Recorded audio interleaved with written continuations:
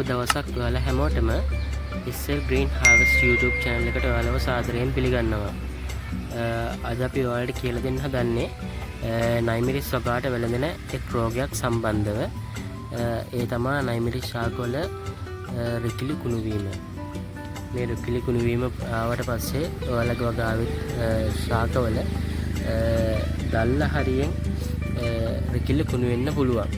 මේ බලන්න මෙන්න මේ ශාකයේ අන්න ශාකයේ මෙන්න මේ දළු කොටස තියෙන්නේ මෙන්න මේ හරියෙන් දිලීරේ පටන්ගෙන මේ හෙට මෙහෙම ව්‍යාප්ත වෙන්න පුළුවන්. මගේ වගාවේ මීට පෙර මේ රිකිලි කුණු වීමේ රෝගය තිබුණා.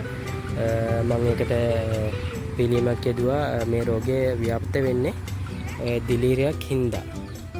ඒක නිසා අපිට මේට විසඳුමක් විදිහට දිලීර නාශකයක් තමයි භාවිතා කරන්න පුළුවන්. මොකද හැම දිලීර නාශකයක්ම මේකට ප්‍රතික්‍රියා කරන්නේ නැහැ.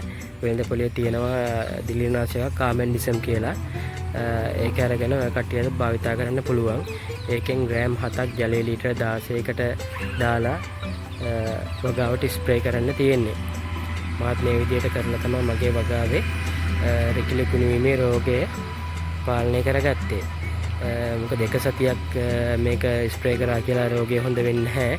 සතියෙන් සතිය කොහොම හරි සති දෙකක් තුනක් වගේ මෙහෙම ස්ප්‍රේ කරගෙන යද්දී මේ රෝගය පාලනය කරගන්න පුළුවන්. එක දවසක් විතරක් කාබෙන්ඩිසම් ස්ප්‍රේ කරලා මේක 100%ක් සුව කරගන්න පුළුවන් වෙයි කියලා මම නම් හිතන්නේ නැහැ. මොකද මගේ වගාවෙත් මේ රෝගය හොඳටම ව්‍යාප්ත වෙලා තිබුණ හින්දා මට ඒක ස්ථිරවම කියන්න පුළුවන්. කාබෙන්ඩිසම් සතියෙන් සතිය ස්ප්‍රේ කරලා ඔයාලට මේ රෝගය පාලනය කරගන්න පුළුවන් කියලා. ඒ වගේම ඒ රෝගය හැදුනහම මට ඔයාලට පෙන්වන්න දෙන්නේ මගේ වගාවේ රෝගය දැන් නැහැ. මොකද මම මේක අර දිලීරනාශක භාවිතා කරලා පාලනය කරගෙන තියෙන්නේ. ඒ රෝගය වැළඳුනොත් ඔයාලත් කරන්න ඕනේ. දැන් මේ වගේ ශාකයක මේ හරියෙන් දල්ලෙන් ඒ ලෙඩේ හැදිලා දල්ල කුණු වෙලා මෙහෙම වැටලා තියෙන්නේ. එතකොට ඒ හරිය කපල ඉවත් කරලා තමා අර දිලීරනාශක භාවිතා කරන්න ඕනේ. මොකද කුණු වෙච්ච කොටස් වගාවේ තියන්න එපා. මොකද ඒක දිලීරයක්. දිලීරේ අනිත් ශාක වලටත් වැළඳෙන්න පුළුවන්. ඒකින්ද පුළුවන් තරම් ඒ රෝගේ වැළඳුන කොටස් කපලා ඉවත් කරන්න වගාවේ තියන්නවත් එපා.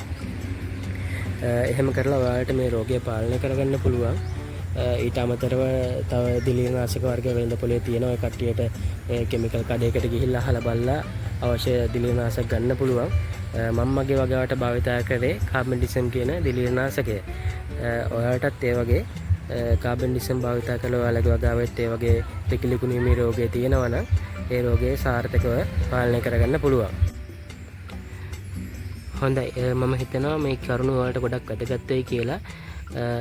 අපි තවත් මේ වගේ නයිමිරිස් සම්බන්ධ වීඩියෝ එකකින් හමු වෙනතුරු අපිත් එක්කම රැඳිලා ඉන්න. ඔයාලට සුබ දවසක්.